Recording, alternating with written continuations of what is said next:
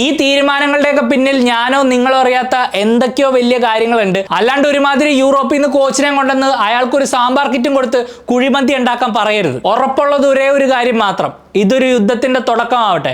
Kerala Blasters മാനേജ്മെന്റും നമ്മൾ ഓരോരുത്തരും തമ്മിലുള്ള യുദ്ധം. Welcome back guys, the football സേനത്തിലേക്ക് വീണ്ടും സ്വാഗതം. മോഹൻ ബഗാനും കേരള ബ്ലാസ്റ്റേഴ്സും തമ്മിലുള്ള മത്സരത്തിന്റെ റിവ്യൂ ചെയ്യാൻ വേണ്ടി ഞാൻ വന്നിരുന്നപ്പോഴാണ് വലിയ ബോംബ് പോലെ ഒരു അനൗൺസ്മെന്റ് വന്നത്. ഈ ഒരു വാർത്ത ഈ സീസണിൽ എപ്പോഴെങ്കിലും നമ്മൾ എന്തായാലും കേൾക്കും എന്ന് പ്രതീക്ഷിച്ചിരുന്നു. പക്ഷേ ഇതിന്റെ ടൈമിംഗ് എന്നെ ശരിക്കും ഞെട്ടിച്ചു കളഞ്ഞു. കേരള ബ്ലാസ്റ്റേഴ്സ് മിക്കായൽ സ്റ്റാറെ പുറത്താക്കിയിരിക്കുകയാണ്. എന്റെ പഴയ വീഡിയോസ് കണ്ടവർക്കറിയാം, ഞാൻ എപ്പോഴും പറഞ്ഞിട്ടുണ്ട് മിക്കായൽ സ്റ്റാറിനെ സാക്ക് ചെയ്തത് കൊണ്ട് മാത്രം ഈ ക്ലബ്ബ് രക്ഷപ്പെടാൻ പോകുന്നില്ല. കഴിഞ്ഞ വീഡിയോയിൽ ഞാൻ പ്രത്യേകിച്ച് എടുത്തു പറഞ്ഞിരുന്നു മാനേജ്മെന്റിന്റെ കയ്യിലെ വെറും ഒരു കളിപ്പാവ മാത്രമാണ് സ്റ്റാർ എന്ന്. ഈ ഒരു വാർത്ത കേട്ട് അതിലേക്കൊക്കെ തിരിഞ്ഞു നോക്കുമ്പോൾ ആ ഒരു നിഗമനം 100% ശരിയായി തന്നെയാണ് തോന്നുന്നത്. മുൻകാലങ്ങളിൽ നമ്മൾ കണ്ടു മടുത്ത മാനേജ്മെന്റിന്റെ കഴിവില്ലായ്മ കൊണ്ട് ഈ ക്ലബിന്റെ പടിയിറങ്ങേണ്ടി വരുന്ന ഒരു രക്തസാക്ഷി കൂടെ മിക്കായൽ സ്റ്റാറ. സ്റ്റാറയുടെ ഈ പടിയിറക്കത്തെ കുറിച്ച് എനിക്ക് കുറച്ച് കാര്യങ്ങൾ നിങ്ങളോട് ഷെയർ ചെയ്യാനുണ്ട്.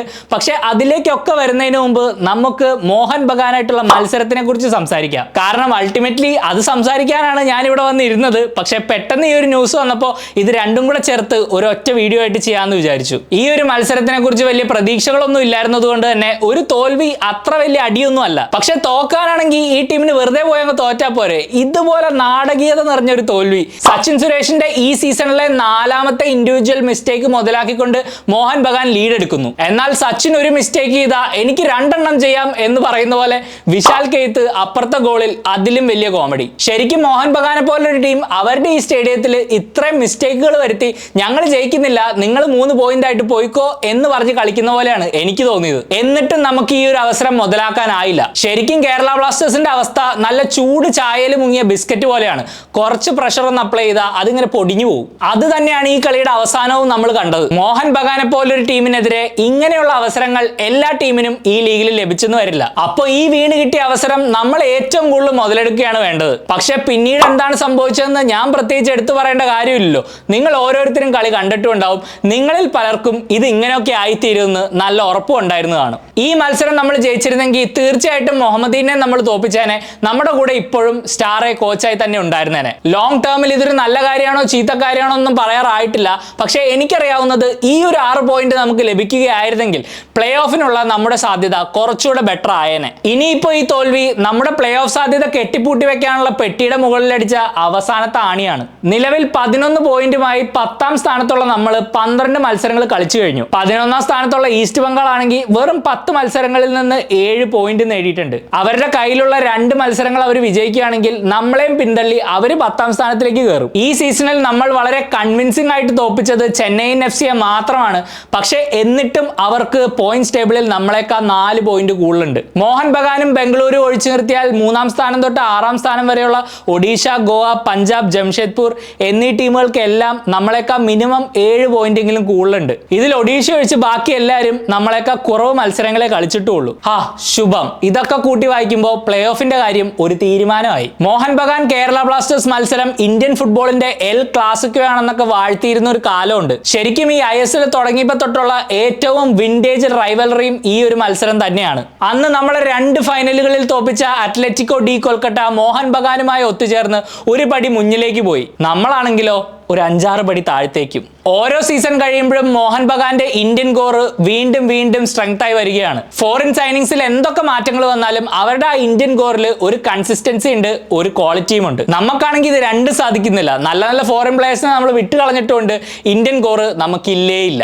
അതിന് കാരണം അവർക്ക് ദാഹം മാറ്റാൻ ട്രോഫി, നമുക്ക് ദാഹം മാറ്റാൻ സോഡ. സംശയം ഉണ്ടെങ്കിൽ നിങ്ങൾ കഴിഞ്ഞ 5 വർഷത്തിലെ മോഹൻ ബഗാന്റെ ഇന്ത്യൻ സൈനിങ്സ് എടുത്തു നോക്കിക്കോളൂ. അതിൽ ലിസ്റ്റൻ കൊളാസോ, സഹൽ, അനിരുദ്ധ് താപ്പ, സുബശീഷ് ബോസ്, അമരീന്ദർ സിംഗ്, സന്ദേശ് ജിങ്കൻ, ആഷിഖ് കുരുണിയൻ എന്നിങ്ങനെ ഒരുപാട് ക്വാളിറ്റി ഇന്ത്യൻ പ്ലേയേഴ്സ് ഉണ്ട്. ഈ ഒരു സെയിം ടൈം ഫ്രെയിമിൽ നമ്മുടെ ഇന്ത്യൻ സൈനിങ്സിനെ എടുത്തു നോക്കിയാലോ ആകെ ഒരു സീനിയർ ഇന്ത്യൻ പ്രൊഫഷണൽ എന്ന് പറയാനായിട്ട് മോഹൻ ബഗാൻ തന്നെ വിട്ടുകളഞ്ഞ പ്രീതം കോട്ടാല് മാത്രമാണുള്ളത്. പിന്നെ ചിലർക്കൊക്കെ പറയാം മോഹൻ ബഗാന്റെയോ മുംബൈ സിറ്റിയുടെയോ മുന്നിൽ പിടിച്ചു നിൽക്കാനുള്ള ഫൈനാൻഷ്യൽ എബിലിറ്റി പല ക്ലബ്ബുകൾക്കും ഇല്ല എന്ന്. ISL എന്തായാലും എന്തായാലും ഒരു ക്ലബ്ബും വളരെ ലാഭത്തിലൊന്നും അല്ലല്ലോ, എല്ലാവരും അവരുടെ പോക്കറ്റിൽ നിന്ന് പൈസ ഇട്ട് തന്നെയാണ് ഈ കളിക്കാരെ മേടിക്കാൻ ശ്രമിക്കുന്നത്. ഇപ്പൊ തന്നെ ജീക്സൺസ് ഇങ്ങനെ വിറ്റ് ഏകദേശം 3-3.5 കോടി രൂപ നമ്മുടെ ക്ലബിന് ട്രാൻസ്ഫർ ഫീസ് ആയിട്ട് കിട്ടിയെന്നാണ് പറയപ്പെടുന്നത്. ട്രാൻസ്ഫർ മാർക്കറ്റ് എന്ന വെബ്സൈറ്റ് പുറത്തുവിട്ട കണക്കുകൾ അനുസരിച്ച് മോഹൻ ബഗാൻ, സഹൽ അബ്ദുൾ സമദ്, ലിസ്റ്റൺ കൊലാസോ, ആശിഷ് റായ് എന്നീ താരങ്ങളെ 3 പേരെയും സൈൻ ചെയ്ത കമ്പൈൻഡ് ട്രാൻസ്ഫർ വാല്യൂ മൊത്തത്തിലെടുത്താലും 3 കോടിക്ക് താഴെ വരുള്ളൂ. പിന്നെ ഒരു പ്ലെയറിനെയൊക്കെ സംബന്ധിച്ച് കേരള ബ്ലാസ്റ്റേഴ്സ് കളിക്കുക എന്ന് പറയുന്നത് ഒരു വലിയ കാര്യം തന്നെ ആയിരിക്കും. കാരണം മലയാളികൾ ഒരു ഗ്ലോബൽ കമ്മ്യൂണിറ്റി ആയതുകൊണ്ട് തന്നെ ഇന്ത്യയിൽ മാത്രമല്ല, ഇന്ത്യക്ക് പുറത്താണെങ്കിലും എവിടെ കേരള ബ്ലാസ്റ്റേഴ്സ് കളിച്ചാലും അത് നല്ല വൃത്തിയായിട്ട് മാർക്കറ്റ് ചെയ്യുകയാണെങ്കിൽ ഇഷ്ടം പോലെ പേര് കളി കാണാൻ വരും. ഇത്രയും സാധ്യതകളുള്ള ഒരു ക്ലബ് ആയിട്ടും നമ്മൾക്ക് ഇന്ത്യയിലെ ടോപ്പ് പ്ലേയേഴ്സിനെ അട്രാക്ട് ചെയ്യാൻ പറ്റുന്നില്ല എന്ന് പറയുന്നതിൽ തന്നെ എന്തോ ഒരു ഉടായ്പില്ലേ. എന്തായാലും ഞാൻ നേരത്തെ പറഞ്ഞ പോലെ ഈ ഒരു തോൽവിയോടുകൂടി എല്ലാത്തിനും ഒരു തീരുമാനമായി. ഇനി നമുക്ക് മിക്കായൽ സ്റ്റാറയിലേക്ക് വരാം. കേരള ബ്ലാസ്റ്റേഴ്സിൽ ആകെ മൊത്തം ISL-ൽ 12 മത്സരങ്ങളിൽ 7 തോൽവിയും 3 ജയവും 2 ഡ്രോയും ആണ് സ്റ്റാറയുടെ റെക്കോർഡ്. ഈ 7 തോൽവികളെ നമുക്ക് ഒന്നൊന്നായി എടുത്തു നോക്കാം. സീസണിലെ ആദ്യത്തെ മത്സരത്തിൽ പഞ്ചാബിനോട് ഹോം മാച്ചിൽ 2-1 നമ്മൾ തോറ്റു. ഈ മത്സരത്തിൽ നമ്മൾ എങ്ങനെ തോറ്റു എന്ന് ഞാൻ പ്രത്യേകിച്ച് എടുത്തു പറയേണ്ട കാര്യമില്ലല്ലോ. ആദ്യം നമ്മളൊരു പെനാൽറ്റി കൺസീഡ് ചെയ്തു, അത് കഴിഞ്ഞ് ഡിഫൻസിന്റെ അലസത മൂലം പഞ്ചാബ് രണ്ടാമത്തെ ഗോൾ അടിച്ചു. അത് കഴിഞ്ഞുള്ള നമ്മുടെ അടുത്ത തോൽവി ബംഗളൂരു FC-ക്കെതിരെ 3-1 നമ്മൾ കൊച്ചിയിൽ തോറ്റതാണ്. സോംകുമാറിന്റെ ആ ഒരു മിസ്റ്റേക്ക് കളിയുടെ ഗതി തന്നെ മാറ്റി. പിന്നീട് മുംബൈയിൽ കളി 2-2 നിൽക്കുമ്പോൾ യെല്ലോ കാർഡ് ഓൾറെഡി ഉള്ള പെപ്ര ഷർട്ട് ഊരി സെലിബ്രേറ്റ് ചെയ്യുന്നു.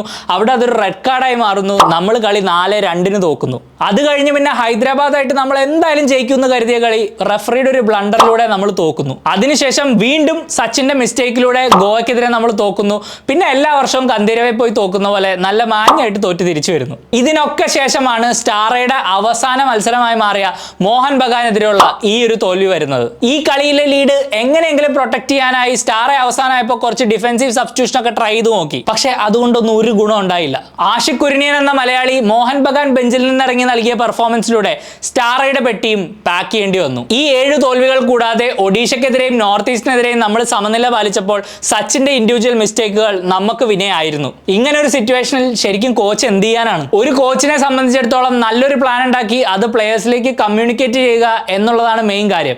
പിന്നെ അത് പിച്ചിൽ എക്സിക്യൂട്ട് ചെയ്യേണ്ടത് പ്ലേയേഴ്സിന്റെ ഉത്തരവാദിത്തമാണ്. ഒരു കോച്ചിനും ഗ്രൗണ്ടിൽ ഇറങ്ങി കളിക്കാൻ പറ്റില്ലല്ലോ. ഇങ്ങനെയുള്ള ഇൻഡിവിജ്വൽ മിസ്റ്റേക്ക് കേരള ബ്ലാസ്റ്റേഴ്സിൽ മാത്രമല്ല, ആർനെ സ്ലോട്ടിന്റെ ലിവർപൂളിലോ കാർലോ ആൻചലോട്ടിയുടെ റയൽ മാഡ്രിഡിലോ ഹാൻസി ഫ്ലിക്കിന്റെ ബാർസലോണയിൽ വന്നാൽ പോലും അവർക്ക് പണി കിട്ടും. ഞാനിപ്പോൾ എടുത്തു പറഞ്ഞ ഇൻഡിവിജ്വൽ മിസ്റ്റേക്കുകൾ നമ്മൾ ഒഴിവാക്കിയിരുന്നെങ്കിൽ ഒരുപക്ഷെ നമുക്ക് ഇപ്പോൾ ഉള്ളതിനേക്കാളും 5 പോയിന്റുകൾ എക്സ്ട്രാ ഉണ്ടായിരുന്നേനെ. ഈ 5 പോയിന്റ് നമ്മുടെ കയ്യിൽ ഉണ്ടായിരുന്നെങ്കിൽ പ്ലേ ഓഫ് സാധ്യത ഇപ്പോഴും നമ്മുടെ കയ്യെത്തും ദൂരത്ത് തന്നെ ആയിരുന്നേനെ. നിങ്ങളിൽ എത്ര പേര് ശ്രദ്ധിച്ചെന്നറിയില്ല, ഞാൻ എൻ്റെ കഴിഞ്ഞ വീഡിയോയിൽ എടുത്തു പറഞ്ഞിരുന്നു മിക്കായൽ സ്റ്റാറയുടെ ഈ ഒരു അപ്പോയിന്റ്മെന്റ് കാണികളുടെ കണ്ണിൽ പൊടിയിടാനുള്ള മാനേജ്മെന്റിന്റെ ഒരു നമ്പർ ആയിരുന്നു. ഇപ്പൊ തന്നെ നിങ്ങൾ ആലോചിച്ച് നോക്ക്, ഈ ഒരു അനൗൺസ്മെന്റ് വന്നതിന് ശേഷം ഞാൻ ഇവിടെ വന്നിരുന്ന് ഈ വീഡിയോ ഷൂട്ട് ചെയ്ത് കഴിയുമ്പോഴത്തേക്കും മിക്കായൽ സ്റ്റാറ ഇന്ത്യ വിട്ടിട്ടുണ്ടാവും. ഈ തിരിമറികളുടെയും തീരുമാനങ്ങളുടെയൊക്കെ പിന്നിലുള്ള യാഥാർത്ഥ്യം നമ്മളിൽ ആരും ഒരിക്കലും അറിയില്ല എന്നുള്ളത് തന്നെയാണ് വാസ്തവം. ഇത് തന്നെയാണ് ഇവാൻ വുക്കുമാനോവിച്ചിനെ സാക്ക് ചെയ്തപ്പോഴും സംഭവിച്ചത്. അതിന്റെ പിന്നിൽ എന്തൊക്കെയാണ് നടന്നത്, ക്ലബ്ബ് എന്തുകൊണ്ടാണ് ഇത്ര വലിയൊരു തീരുമാനം എടുത്തത് എന്നുള്ള ഒരു എക്സ്പ്ലനേഷനും നമുക്ക് ആർക്കും കിട്ടിയിട്ടുമില്ല. 3 വർഷമായിട്ട് പ്ലേ ഓഫ് മാത്രമല്ലേ കളിച്ചുള്ളൂ, കപ്പടിച്ചില്ലല്ലോ എന്ന് പറഞ്ഞാണ് നിങ്ങൾ അതിനെ ന്യായീകരിക്കുന്നെങ്കിൽ നിങ്ങൾ അത് വല്ല പള്ളിയിലും ചെന്ന് പറ. ഈ തീരുമാനങ്ങളുടെയൊക്കെ പിന്നിൽ ഞാനോ നിങ്ങളോ അറിയാത്ത എന്തൊക്കെയോ വലിയ കാര്യങ്ങളുണ്ട്.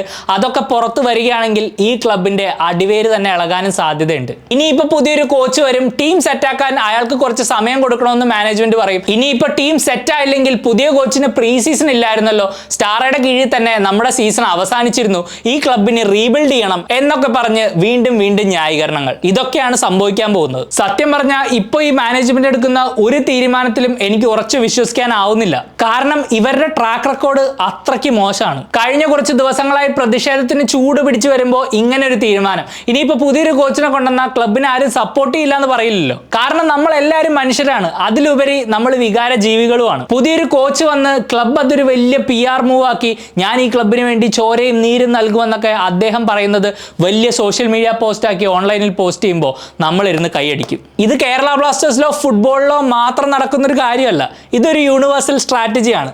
മനുഷ്യന്റെ വികാരങ്ങളെ മുതലെടുക്കുക. ഈ ഒരു തീരുമാനത്തിന്റെ ടൈമിങ്ങിൽ ഞാൻ ആലോചിച്ചിട്ട് ഒരേ ഒരു പോസിറ്റീവ് ഉള്ളൂ. അതെന്താന്ന് വെച്ചാൽ അടുത്ത മത്സരം നമ്മൾ മുഹമ്മദീനെയാണ് നേരിടുന്നത്. ഈ ലീഗിൽ ഒരു പ്രിപ്പറേഷനും ഇല്ലാണ്ട് പോയി കളിച്ചാൽ ജയിക്കാൻ ഇത്രയെങ്കിലും ചാൻസ് ഉള്ളത് ഈ ഒരു ടീമിനോട് മാത്രമാണ്. പക്ഷേ എന്നാലും നമ്മൾ ഈ മത്സരം ജയിച്ചില്ലെങ്കിൽ അതിൽ അത്ഭുതപ്പെടാൻ ഒന്നുമില്ല. Because this is Kerala Blasters. പുതിയൊരു കോച്ച് ഏതൊരു ടീമിൽ വന്നാലും ന്യൂ മാനേജർ ബൗൺസ് എന്ന് പറഞ്ഞ് ഒരു പോസിറ്റീവ് റിസൾട്ട് കണ്ടെത്താൻ സാധ്യതയുണ്ട്. ഇതൊക്കെ തന്നെയാണ് ഈസ്റ്റ് ബംഗാളിന്റെ റിവൈവലിലും നമ്മൾ കണ്ടത്. പക്ഷേ പ്യുവർലി ഇന്ത്യൻ പ്ലേയേഴ്സിന്റെ ക്വാളിറ്റി എടുക്കുകയാണെങ്കിൽ അവരുടെ സ്ക്വാഡും നമ്മുടെ സ്ക്വാഡും തമ്മിൽ നല്ലൊരു വ്യത്യാസമുണ്ട്. അതുകൊണ്ട് തന്നെ ഈ ഒരു പുതിയ അപ്പോയിന്റ്മെന്റ് കൊണ്ട് നമുക്ക് എത്രത്തോളം വലിയൊരു ഇമ്പാക്ട് ഉണ്ടാക്കാനാവും എന്നൊരു ഉറപ്പുമില്ല. ഉറപ്പുള്ളത് ഒരേ ഒരു കാര്യം മാത്രം, ഇതൊരു യുദ്ധത്തിന്റെ തുടക്കമാവട്ടെ.